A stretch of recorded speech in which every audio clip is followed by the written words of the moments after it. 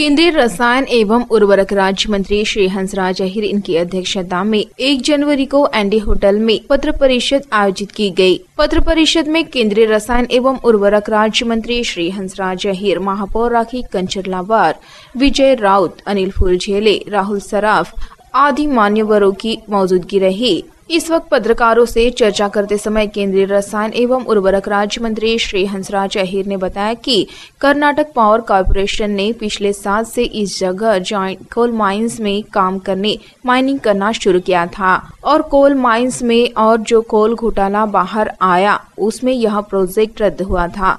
Mining इसमें जो प्रकल्पग्रस्त है करीब 1700 हेक्टेयर जमीन अधिग्रहित हुई है। इन सभी का सवाल उपस्थित हुआ।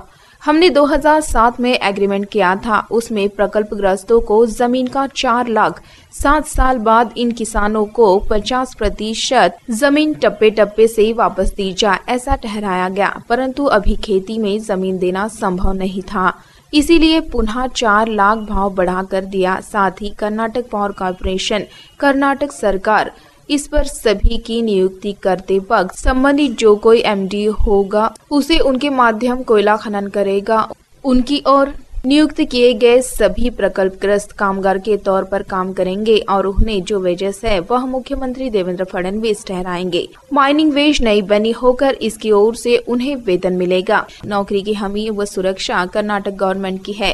वेतन भारत सरकार के मुख्यमंत्री के आदेश अनुसार है। दर बढ़ाकर कोल इंडिया के नए दर अनुसार मिलने से उसमें एक अच्छा हुआ, ऐसा मत उन्होंने इस वक्त व्यक्त किया, जिससे किसानों में उत्साह है।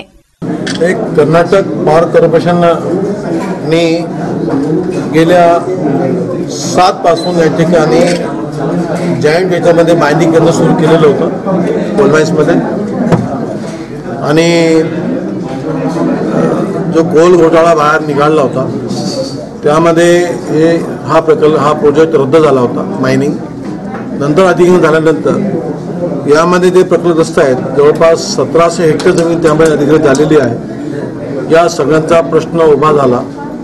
आम्ही 2007 मध्ये एक ॲग्रीमेंट केलेलं होतं की त्यामध्ये या प्रकल्पग्रस्तांना जमिनीचा दर 4 लाख रुपये दिल्यानंतर तेव्हा 50% जमीन 7 वर्षानंतर टप्प्याटप्प्यानं या शेतकऱ्यांना 50% परत करायची असं ठरलं होतं, परंतु आता स्थितीमध्ये ही जमीन देणं शक्य नव्हतं, म्हणून त्यांनी पुन्हा 4 लाख रुपये भाव वाढवून दिला। जो WCL मध्ये 8 लाख रुपये प्रति एकरी आहे त्याप्रमाणे प्रति एकरला 4 लाख रुपये भाव वाढवून दिला।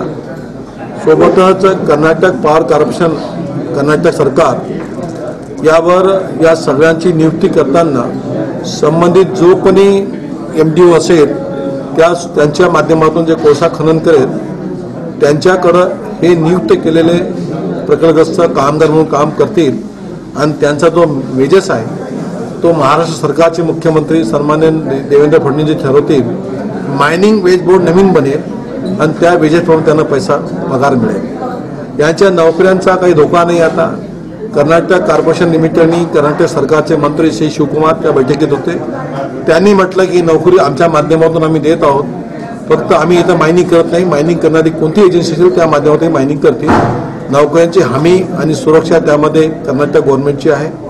पगार महाराष्ट्र सरकारच्या मुख्यमंत्र्यांच्या आदेशाप्रमाणे आहे आणि दर वाढून कोल इंडियाच्या नवीन दराप्रमाणे मिळत असल्यामुळे यामध्ये एक चांगला निर्णय झाला असं माझं मत आहे। सगळ्या शेतकऱ्यांमध्ये फार आनंद आहे। सगळ्यांच्या कुटुंबामध्ये नोकरी सकट पगार भाव वाढत मिळणार आहे।